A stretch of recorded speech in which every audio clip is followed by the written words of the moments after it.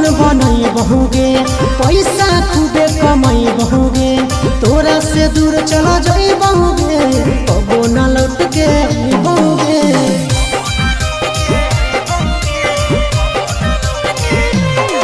अगे लाइफ अपन बनई बहुगे, पैसा खूबे कमाई बहुगे, तोरा से दूर चला जाई बहुगे, कबो न लौट के बहुगे।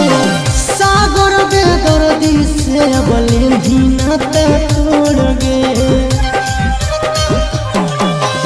अखिया में लोर गे, अब नई तो तोड़ गे, जहियो छोड़ी कमाए लगे लोर गे, देही अखिया में लोर गे, अब नई तो तोड़ गे, जहियो छोड़ी कमाए लगे।